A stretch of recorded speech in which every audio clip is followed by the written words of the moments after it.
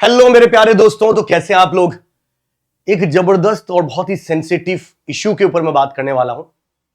जब initial level पे मेरे पास ये इश्यू आया था तो मुझे लगा ठीक है यार, क्योंकि कुछ बच्चों का लिटरली बता रहा हूं, कुछ लोगों को आईआईटी मिला भी, जैसे 272 रैंक शिव, जिसको आईआईटी कानपुर मिला, एआई एंड एनवायरमेंटल जो ब्रांच था, जो रिसेंटली अभी इंट्रोड्यूस हुआ है, वो ब्रांच उसको मिला।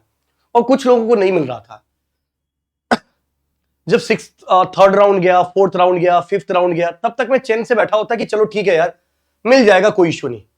पर जब सिक्स्थ राउंड हुआ, उसके बाद भी कुछ ऐसे rankers, specially gate data science की बात कर रहा हूं, जिसके अंदर अंडर 200 रैंक में आया, और उनको जब पता चला कि मुझे ब्रांच नहीं मिला या आईआईटी के अंदर सीट नहीं मिला, तो मेरे लिए काफी शॉकिंग था ये चीज को समझना। और उसके पीछे रीजन था कि क्योंकि जब भी कभी किसी बच्चे की सीएस के अंदर 1000 रैंक आती है, तो हम ये बोलते हैं कि हाँ, आपको आईआईटी मिल जाएगा।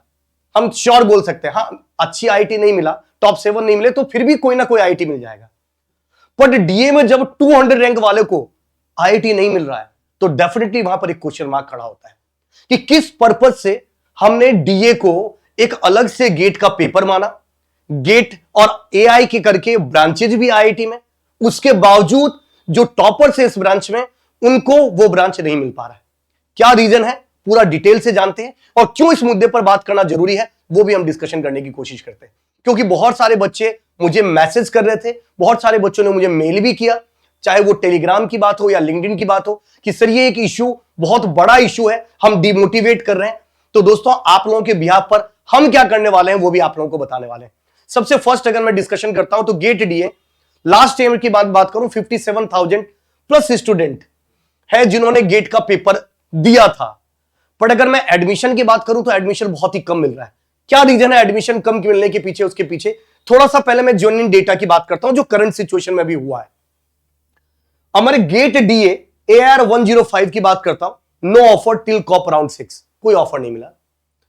गेट डीए एआर 418 की बात करूं, no offer till CAP round 6, अभी राउंड 6 ही हुआ है।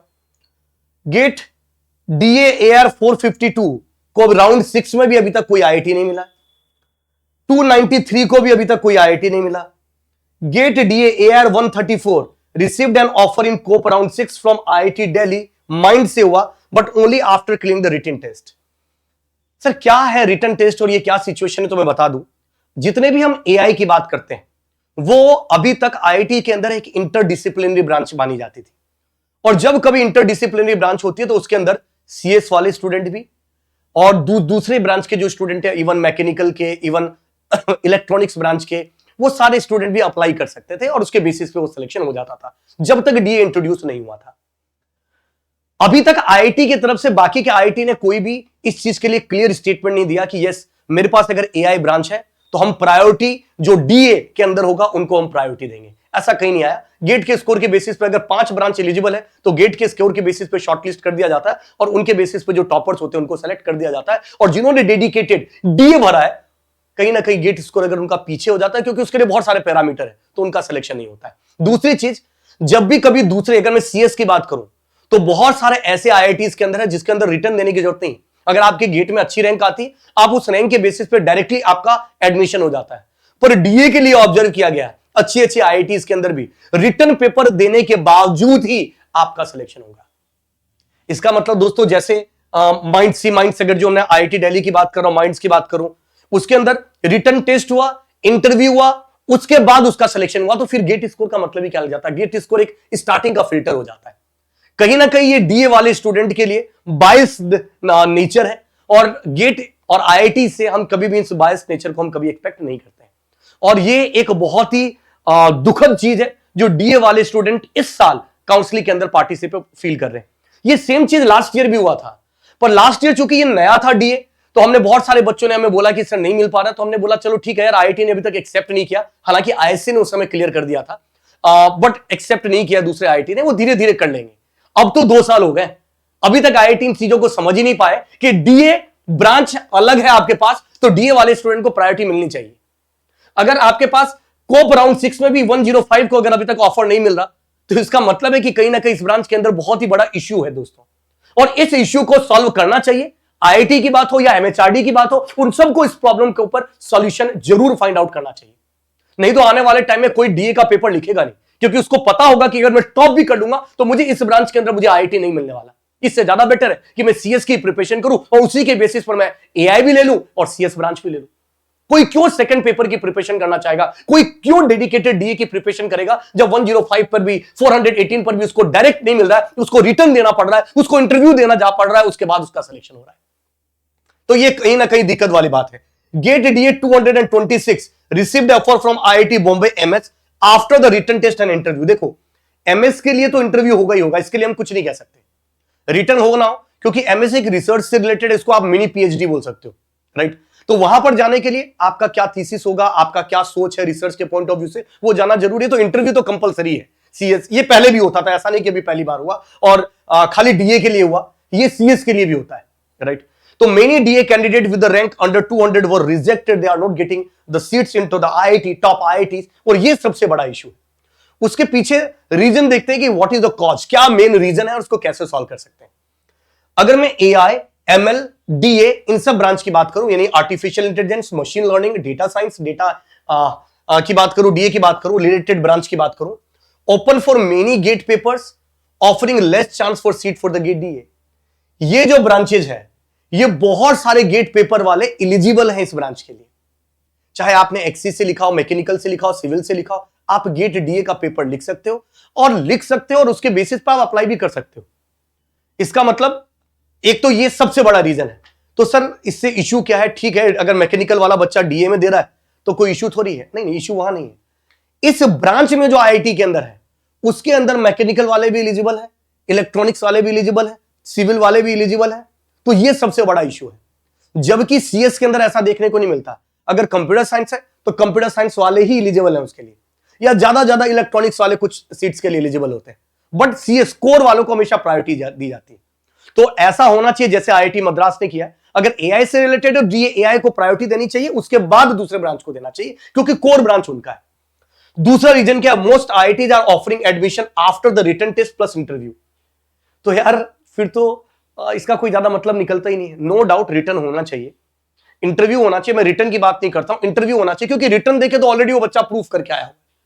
तो ऑन द इंटरव्यू बेसिस आप सेलेक्ट कर सकते हो, पर रिटर्न वापस से लेना कहीं ना कहीं गेट की जो क्वेश्चन के ऊपर क्वेश्चन मार्क लगाता है इस चीज को। दूसरी चीज, IIT Madras is the only institute with the MTech DSAI programme that exclusive for the DA. सिर्फ आईआईटी मद्रास ने जैसे एक्सक्लूसिविटी किया है, ऐसे सब आईआईटी को एक्सक्लूसिविटी करना चाहिए, तभी जाके डीए के लिए बच्चे इंटरेस्ट भी लेंगे, फॉर्म फिल भी करेंगे, उनका सिलेक्शन भी होगा। और ये सारे आईआईटी को, यार ऐसा नहीं कि आईआईटी मद्रास को कोई नींद मारी, बहुत अच्छा टॉप मोस्ट आईआईटी है।